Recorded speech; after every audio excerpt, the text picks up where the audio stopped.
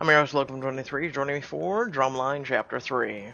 Laird's words from last night come back to haunt you. You have no idea what you're doing. Your head pounds louder than the snare drum where you're tapping out a warm-up cadence, but you love every bit of it. Not the headache part, the not having a plan part. You moved here from West Virginia, leaving your baggage behind. Your plan is simple. Whatever I pursue, I do it wholeheartedly. No half-ass crap. Although, after last night, I should go lighter on the alcohol. There hadn't been any puking yet, but there has been close calls. The drum beats echo in your aching skull. Marco was leading the exercise this morning. He's downright chipper. I wonder if Amber cleaned his pipes last night. If this is the result, I hope she does it every night. Laird steps up in front of you and reaches forward to play a tandem on your drum. Breaking rhythm, he shoves his sunglasses on the top of his head. Confused, you study his face. He's staring right at you while you play. Neither of you looks down. Is this a test? Is he trying to send me a message? No, this is how drummers screw you. You gotta keep your beat even though he's off beat. Wait, is it personal or professional? With no sunglasses to shield them, you can see the dark circles under his eyes. His back isn't as straight as it should be, and his mouth is downturned. You tilt your head to the side, confused, and in response, his hands tighten on his sticks, and his beats become more staccato. So he's tired, or pissed, or... Hey. It looks like you had a hard night. Huh? Wonder what I was doing. There's sarcasm in his voice, but it doesn't affect the flutter in your stomach. Is that jealousy? You're a little snarky when you respond. Well, whoever she was, it looks like she rode you hard and put you away wet. Gotta be more careful about who you play with, Cap. Beside you, Smith chokes on a laugh. Laird's eyes narrow and his mouth gapes open. Crap, did I go too far? Your worry is interrupted by Marco cutting the drumming and hopping up onto a bench. Okay, Nads, it's time for your daily endurance test. Today, you'll drink a glass of milk before you run 5 miles. If you puke, you'll have to drink another glass. And you have 2 hours to complete the miles. If you don't make it, you're out. Wait, 5 miles? Running, right? With a glass of milk. That's it? That's it? This is an endurance test. How is this an endurance? I've drank like a quart of milk in the midst of a workout. What? Did I miss something? Someone explain this to me. The men around you start stripping off their shirts. Laird's tan obliques gleam in the morning heat, and your mouth goes dry. Marco looks at you with a silent challenge in his eyes. Your fingers rub against the bottom of your tank nervously. I'll leave it in. Leave it on. Screw him. I don't do peer pressure. Smoothing your tank down over your hips, you bring your middle finger up to your nose and scratch. Marco snarls. He doesn't miss the fact that you're flipping him off. Once the run starts, you and Smith fall into the pack near the end. You pace easy, but you can feel the milk sloshing in your belly. The banana and ibuprofen you had for breakfast do absolutely nothing to absorb the liquid, and you regret not getting a stack of pancakes. So what happened last night? What do you mean? I mean, you got wasted and then disappeared. Huh, I don't know. I got home somehow. I woke up this morning with clothes on. It was probably Willa that helped me, so I'm not too worried about it. Wash the puke. You swerve to the left as a Nad loses his breakfast on the grass next to the track. Guys are groaning at the splashback. Don't look at it, Reese. Don't look at it. Your stomach roils as the noise and the smell. Smith just chuckles. Do you think they got us drunk last night just for this? Probably. I mean, if they're gonna cut the weak from the strong, wouldn't you? Only if I was a sadistic prick. He does your head at Marco and gives Smith a wry grin. Oh, yeah, you got a point. By the end of the run, 2 more candidates have quit. Marco looks pleased as he watches the quitters pack their stuff and walk away. Everyone is wiping off the sweat from the run, and you steal a furtive glance at Laird. Sweet Jesus in the garden. I want to smell him. I'm not used to that. I usually will say just sweet Jesus. It's like sweet Christmas. But like they go a little far. He's covered in sweat and sunshine with a smile on his face. There's a star-inked tie on his left back and something smaller on the right. Shut up, guys. I didn't notice until then. He laughs at something. That's something Topher, another vet, says, and his abs ripple. Maybe lick his neck for good measure. Or it's a race. Huh? Girl, drink the water and stop staring at the eye candy. It sure is hot today, isn't it? You take a sip of your water, Smith chuckles and elbows your ribs.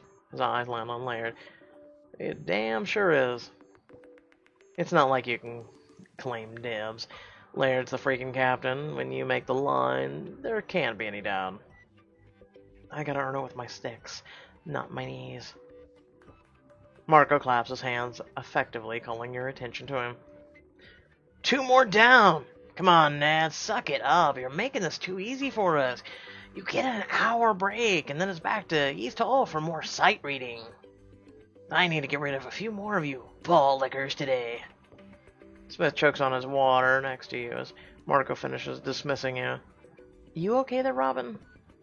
I'm fine. I just went down the wrong way.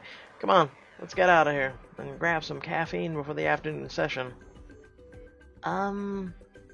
I could go for a coffee. You join Smith and a few of the other Nads as they head across campus to Sammy's for coffee. Coffee.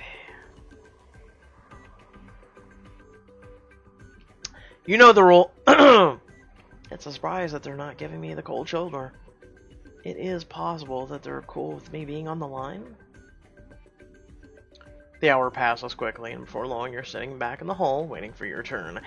You're in the last group of sight reading challenge, and you've been killing time in the hallway for over 2 hours waiting for your turn. 3 Nads have already walked out with their heads down, shoulders drooping. They avoid eye contact, a sure sign that they've been cut. 5 guys down. Willie Smith came out with a smile and a high five. I'd be sad if he didn't make it. Marco and Laird appear in the doorway. Without any inflection, Laird calls out for you. Holland.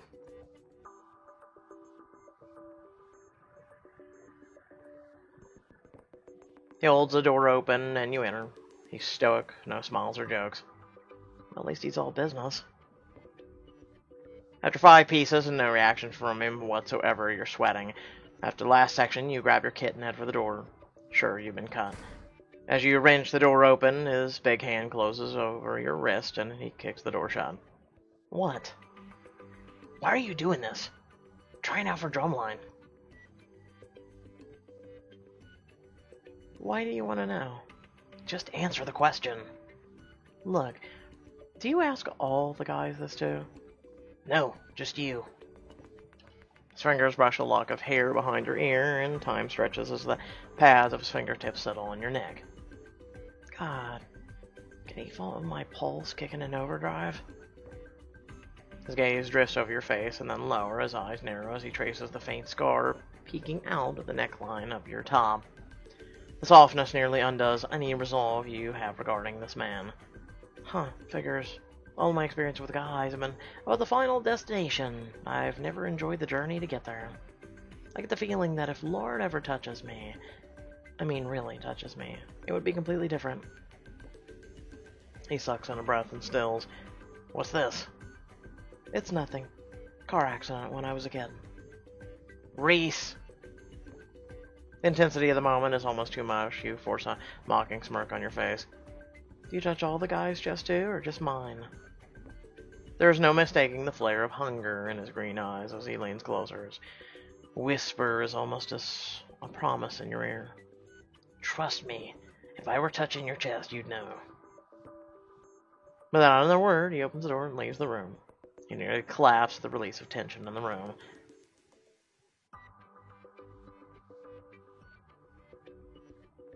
All I heard was Reese and nothing about making it or not. So, I guess we are okay? Eh? You make a quick detour to your dorm to shower, change out of your sweaty clothes.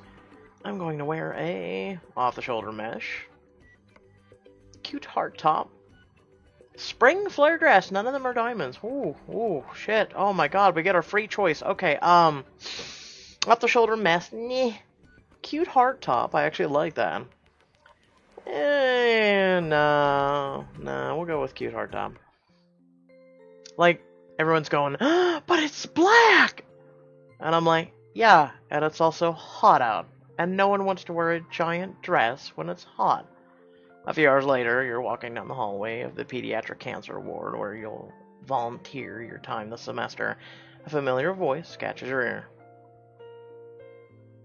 Is that Laird? What is he doing here? Quietly, you move to the doorway. Outside a patient room, you can hear the deep trim of his voice. He's talking to a little boy. I should see the charge nurse. It's really important to get on the volunteer schedule. I'm not going to let my curiosity about a dude mess us up. With your head held high and stride to the nurse's station and introduce yourself, the nurse there welcomes you with warm smiles and start to discuss schedules. Martha, the charge nurse, is looking at her calendar as you discuss availability. So Wednesday mornings would be good. I could do that at least this semester. Martha reaches out to squeeze your hand, happiness smoothing the wrinkles etched on her face. As you said, something about music? It worked out well for me back home. Bring in drumsticks, letting them beat their pillows, or ride rails on the beds. If y'all don't mind the noise. It depends on whose shift it is. I wouldn't mind that. Do y'all have a group activity room, or do you prefer one-on-one time in the patient rooms? To be honest, I prefer one-on-one, but I'm flexible to whatever works best for you guys. Honey, if you're offering to help, we'll take it any way we can get it. If one day, if you want to do a group activity, do that. If you want to meet them and have a solo time, that's great too. I'm just pleased as punch you want to be here. Martha's gaze focuses on something behind you, and her smile brightens. In fact, here's just the young man to show you around. Do you mind, Laird? Your stomach drops to your knees as your spine goes ramrod straight. You turn slowly, praying he doesn't make a big deal out of this. Laird snags your elbow in a loose grip and pulls you to his side with a smile at Martha. No worries, Martha. I've got it from here. Laird ushers you down the hallway towards the elevators at a quick pace. What are you doing here?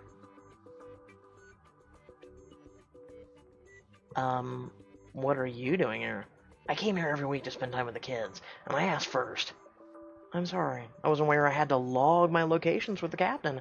Do I need permission to leave campus? The look he gives you is filled with disappointment, but you can't seem to take the words back. No, Reese. You don't need permission.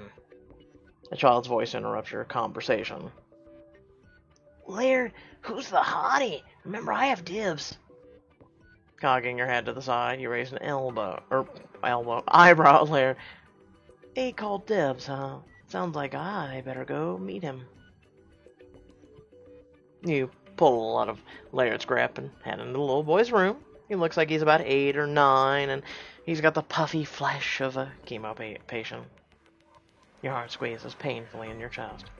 Hi, I'm Reese. What's your name, hot stuff? Eli. Eli blushes and you hide your smile. What a handsome guy like you doing in a place like this. Leukemia. Stage 3. How's that going for you?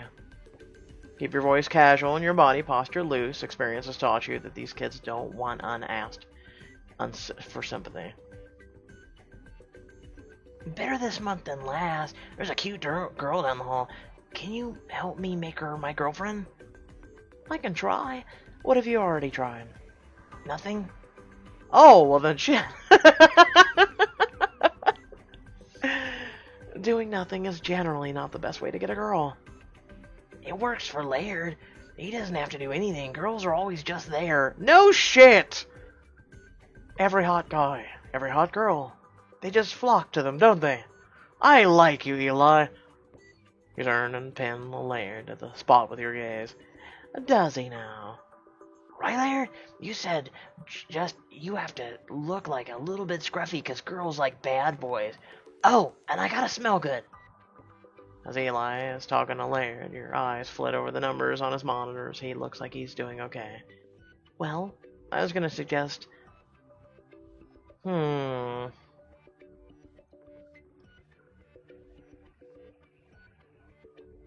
Well, I think it's a bit soon for a tattoo. And a bit young. It's cute. Or maybe a temporary tattoo. That'd be kind of cool, but... I'm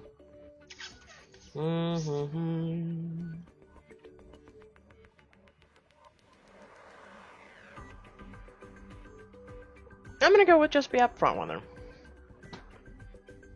Poem is something I would do maybe... like if you're in a relationship. Like, just tell her that I like her? Sure, why not? It would probably work on me. If nothing else, we'll give you a fake tattoo sleeve and tell her you're a bad boy. Eli gives Laird a meaningful look. Dude, why don't you tell me these things? Hey, who am I to know what goes on in a girl's head? After a few more minutes of small talk with Eli, you give him a big smile. Well, kiddo, what if I bring some tattoos in with me next week? When I visit again, will your girl still be here? Eli nods, a smile stretching wide. Alright, handsome. I'll be back on Wednesday, okay? It's a date. You tap the tip of his nose and whirl around toward the completely ignoring Laird.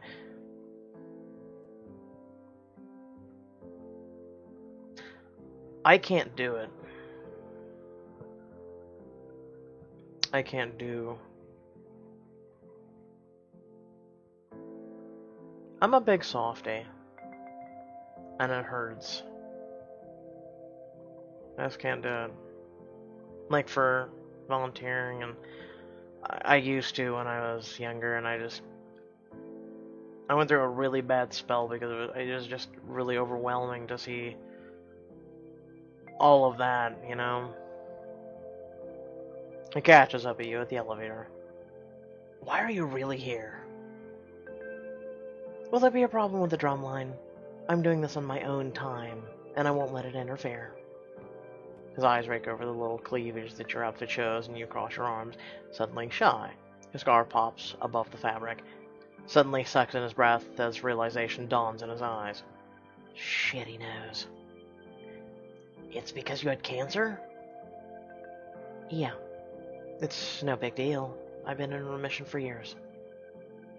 Should you be pushing yourself? I mean, the drumline camp is intensive. I said I'm fine.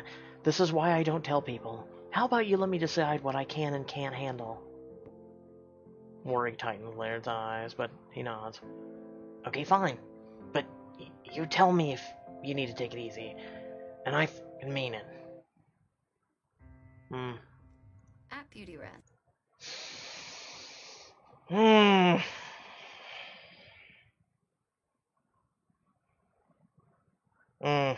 Yeah, I'm having a complex set of emotions, I guess is the best way to put it.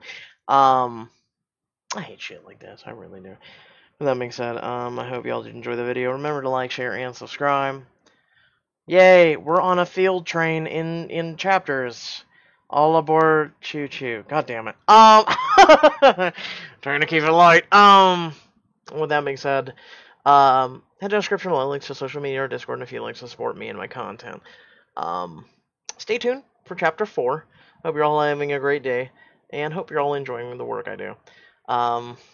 YouTube, not so much. They've been hitting the videos already as soon as I upload them, but, you know, I digress. I deal with it like I usually deal with it. So, I will catch you all in the next video. Peace.